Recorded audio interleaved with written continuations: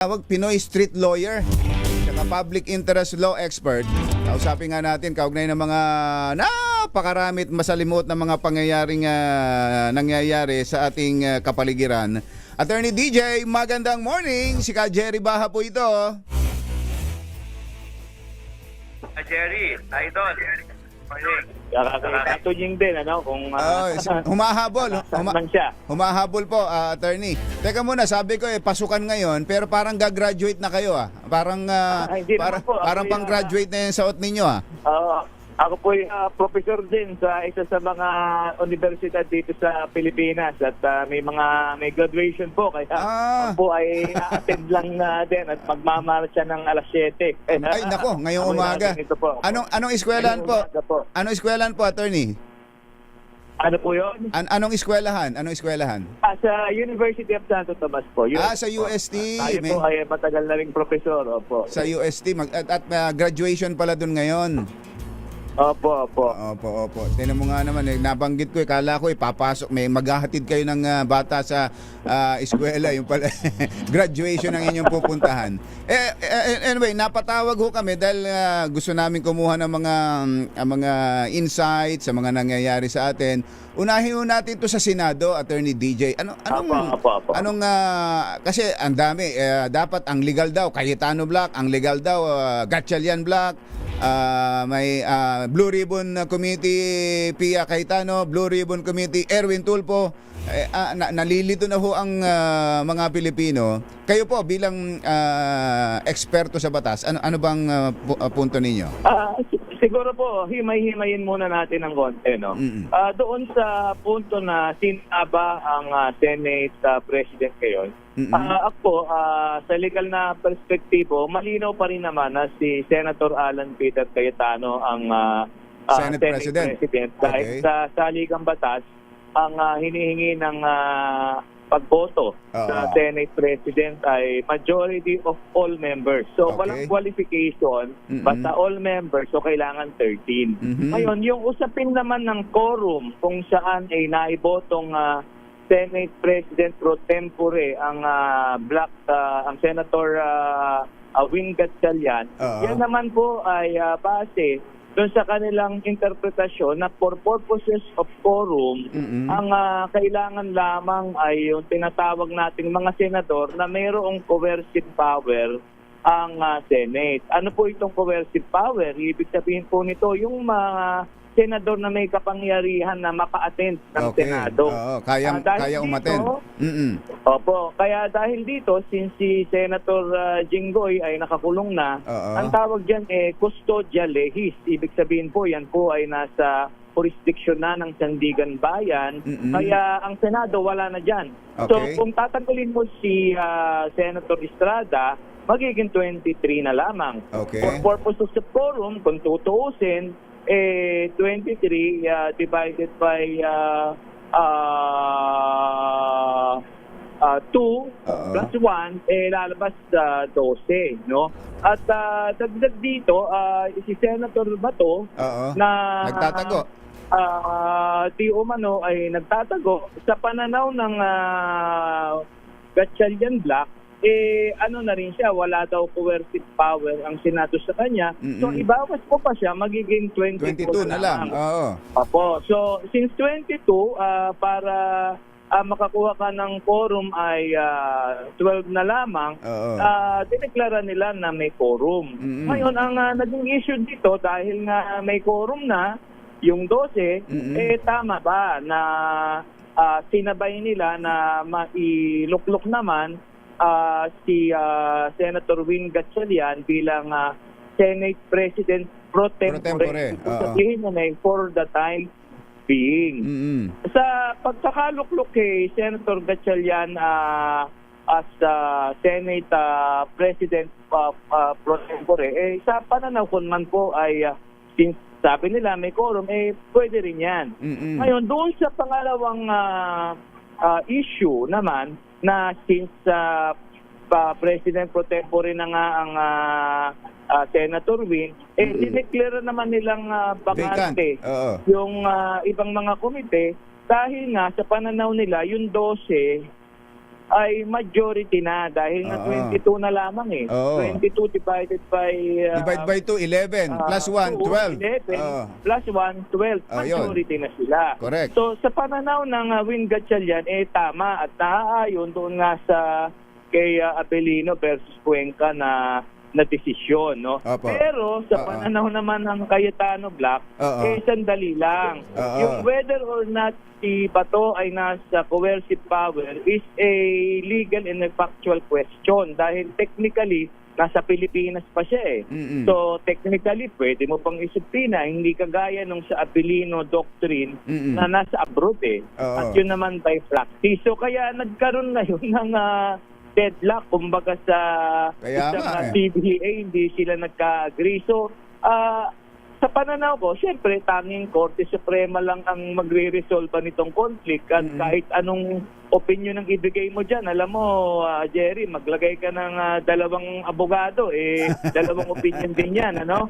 Lalo na ngayon sa social media, Tatlo pa nga eh. napakadaming mga expert, no, na kahit hindi abogado, nagbibigay ng kanilang mga legal na opinion. So, Totoo yun. Pero para sa inyo, attorney, habang hindi umaabot ito sa Supreme Court, para sa inyo, kayo mismo sa pagkakaintindi nyo at sa inyong puntong legal, si Cayetano pa rin ang Senate President ngayon. Opo naman. Malinaw naman yun dahil ang nasa saligang batas majority of the members of the Senate.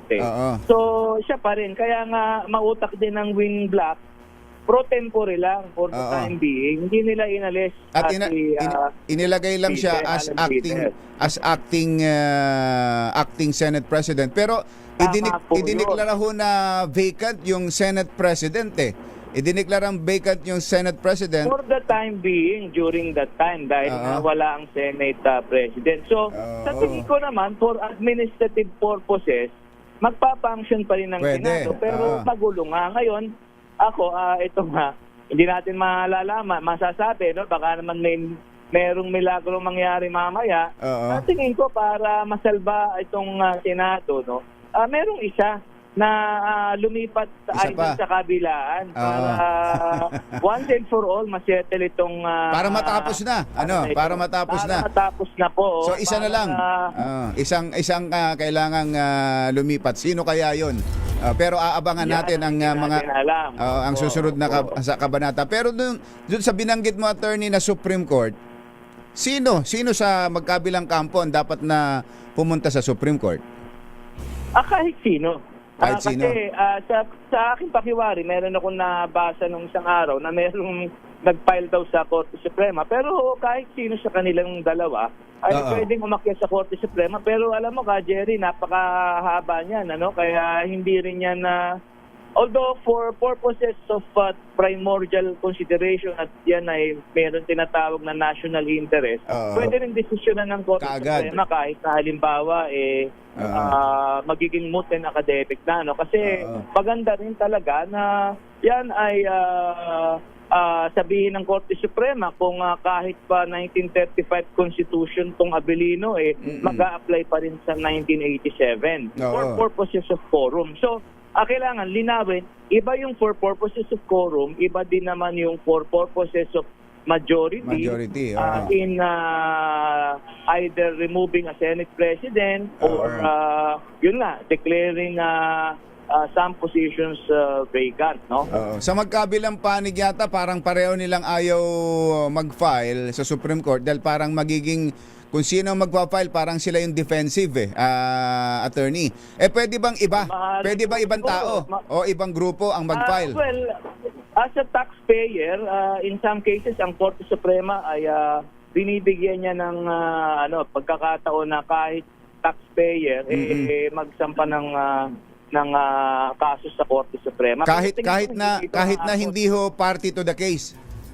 Tama po yun, kahit hindi po party to the case. Pero sa akin pong pananaw, baka hindi na po ito umabot sa Korte Suprema. Baka naman ngayong araw o ngayong linggo, merong mangyari.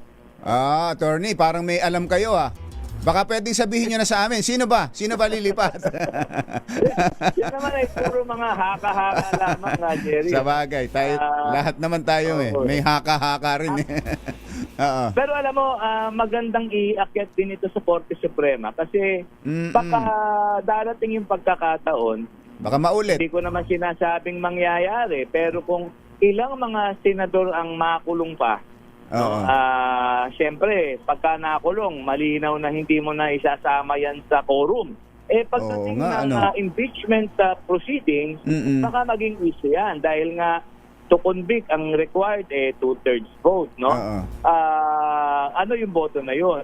Although mas madaming nagsasabi na of the members of the Senate, pero madaming pwedeng mangyari. Paano kung halimbawa sa oras ng botohan ay sinuspinde kung sino man yung kinasuhan, ito ba kasali ba ito sa boboto, liliit pa yung 16 votes? So, maganda rin siguro na ngayon pa lang iakyat na ito kasi sa Supreme Court, ano? posible maging posible pong maging issue ito sa Korte Suprema. Para lahat na masaklaw na, pati impeachment na. Madapat. Okay. Kailangan po holistic ang approach po para po sa ngalan ng maayos at pamamahal para wala nang maging kontrobersyang ganyan. Okay, alam ko nagmamadali kayo, attorney, isang issue na lang. Blue Ribbon Committee nag-hearing na yung isang grupo, isang Blue Ribbon. Yung isa pang Blue Ribbon may schedule ngayon. Pero parehong nababanggit doon si dating House Speaker Martin Romualdez na sa mga nakaraan nabansagan ng Master Plunderer. Ayun, Master Plunderer at kung ano-ano yung mayroong binabanggit na mga conspiracy to commit plunder at kung ano-ano. Sa tingin niyo dapat bang humarap na rin dito talaga sa hearing si dating Speaker Martin Romualdez? Alam mo, no, kailangan maliwanagan ng ating kababayan na independent of the Blue Ribbon Committee and other Senate inquiries, yung pagsasampa ng kaso is a prerogative of the Ombudsman. Mm-hmm. Kung base sa kanilang investigasyon ay may malinaw na kaso na, pwede naman talagang isulong. Mm-hmm. Kaya lang, ang magandang nangyayari lang sa mga Blue Ribbon Committee hearings, minsan ay nakakadiscover ng mga mahalagang ebidensya na kung sakali ay pwedeng isama. Pero itong issue kasi ng flood control, tandaan po natin na una sa lahat, palagi po natin sinasabi, at ito ay Korte Suprema din ang nagsabi, ang aligasyon ay hindi ebidensya. Kung social media ang pagbabasihan, napakadami ng mga na-convict na mga public officials. Kaya lang ang aligasyon is not evidence. So, sa dulo, itimbangin pa rin natin whether you're the Speaker of the House, you're the Senate President, or you're an ordinary Juan de la Cruz, entitled ka naman doon sa proseso ng batas sa due process. Ngayon, dito sa kaso ng flood control po kasi, nagkakaroon ng confusion doon sa matter of insertion at yung kickbacks. Sa akin pong pananaw, kung plunder ang pag-uusapan, kailangan malinaw na talagang hindi ito base lang sa kapabayaan na nagkaroon ng pagkalaki-laking mga insertions. Kasi kahit magkaroon man ng insertions, sa pagiging exhaustive at technical ng proseso, mahirap mo din actually ituro sa isang tao. Ngayon, ang maganda sa nangyayari po, unti-unti may nakakasuhan na. Ngayon, ano po ang relevant itong mga nakakasuhan na ito? The fact na ang nakasuhan, for instance, si Senator Jinggoy, nabasa ko dun sa basehan sa kanyang pagkaso sa kanya, ay tumanggap kasi siya ng kickback. Di umano. So, kung hindi naman din nabanggit doon si Speaker Romualdez, so yung naratibo na master plunderer at ituturo natin sa isang tao itong buong flood control, mukhang legally challenging. So unless mayroong malinaw na ebidensya, kung halimbawa hindi lang yung mga sinasabi ng mga 18 Marines di umano na medyo mukhang hindi din sila may pagkakaiba-iba rin ang kanilang mga sinasabi. Oo. Kung halimbawa, ang saldi ko ay magtestigo at talagang meron siyang definite evidence, no? Na talagang admissible in court, magpapakita at lahat. Siguro doon lang, no? Pero kung sabi-sabi, medyo mahirap eh. And dapat matuto na tayo ka, Jerry, ano? Itong plunder case ni Senator Jinggoy, beyond this plunder case, is really a test of our plunder law. Kasi pangatlo na ito eh. Pangatlo na, oo. Ang mga kababayan natin, tuwang-tuwa pag nakikitang naaaresto ang isang big fish, ika. Oo. Pero sa dulo, madaming nakakalusot.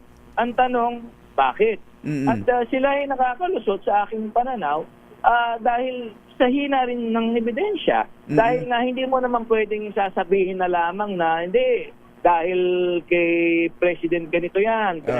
Hindi, mahirap eh. Ang ating judiciary ay independent eh. Hindi mo rin sila madidiktahan kung ano ang dapat na desisyon nila. So, Mahina, attorney, mahina ho ba ang ebidensya o mahina rin ang batas natin? actually, ang batas natin, madami tayong batas na napakaganda, no? Yung sa implementasyon, doon tayo nasisira. Ayun, At sa aking pananaw, hindi ko alam kung paano aayusin ng ombudsman, pero base sa experience ko, ako po ay 3 decades na naglilitige, nagpa-practice bilang abogado. May mga ilang kaso din po tayong nahawakan sa Sandigan Bayan. At nakikita ko lang doon, iba ang nag-iimbestiga, iba ang nagpo-prosecute eh.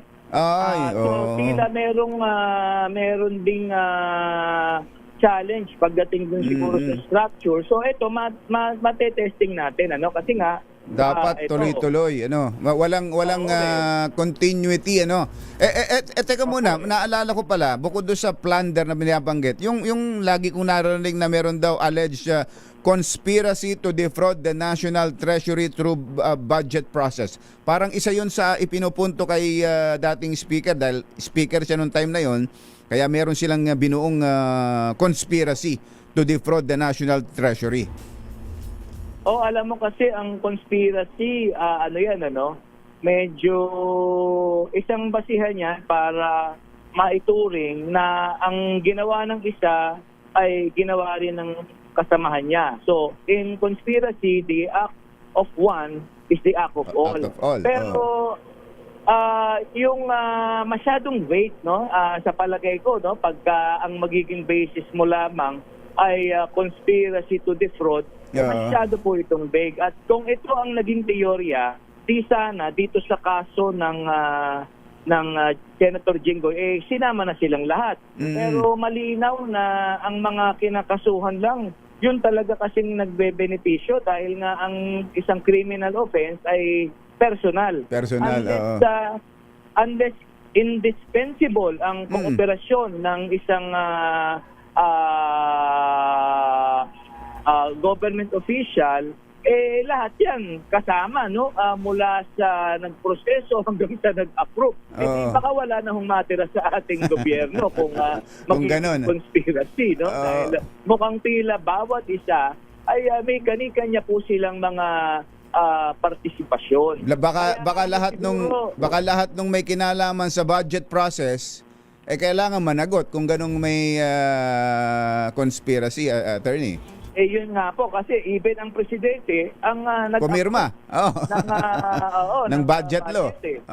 Okay. So kailangan talaga malinawan at maintindihan ng ating kababayan na yung mere insertions, although ito pagkalaki-laki kasi ng insertions yun ang medyo nakakagulat pero dapat may managot. Ang pananagutan naman, hindi lang naman kasi plunder, meron ding malfeasance in government, meron ding conduct prejudicial to the government. So madaming uri ng pananagot, sana i-exhaust lahat yun, kasi wag lang tayong mag-focus doon sa tila plunder, makulong. Minsan, band-aid approach yung nangyayari. Makikita natin, may inaresto, tuwan-tuwa tayo. Pero ang problema ng mga kababayan natin, napakadaling makalimot. After a while, iboboto na naman. Attorney, babalik ako doon sa tanong ko. Ganito na lang, kung kayo ang abogado ni Martin Romualdez, padadaluhin mo ba siya sa hearing mamaya ng Blue Ribbon Committee with Erwin Tulfo? Ako sa palagay ko, alam mo, tanging katotohanan lamang naman na magpapalaya sa ating lahat eh. So, kung wala kang itinatago, dapat mag-appear ka, di ba? At yan ay pagpapatunay na wala kang nililihim, wala kang kinalaman. In fact, yung iyong reaction, sakaling inakusahan, dapat agad-agad, no? Kumbaga sa pagdedemanda, Jerry, hindi pwede na ang insidente, January. After 3 months, 2 months, saka ka lang magre-reklamo, di ba? Kung ikaw naman ay nag-claim na ikaw ay naapektuhan, after 3 months, saka ka magpapa-hospital, hindi pwede yun. Agad-agad. So, pag ikaw pinatawag, agad-agad. Tama. Opo. Attorney, nako napahaba tinatawag na raw kayo sa graduation. Salamat po ng marami sa inyo. Idol, kay Bossing, ha? Opo, salamat po at nag-enjoy kami sa inyong mga paliwanag. Maraming salamat po. Marami po kaming Gandang umaga po. po. Marami po kaming napulot sa inyo. Si Attorney DJ Jimenez, Danielito DJ Jimenez, at isang legal expert.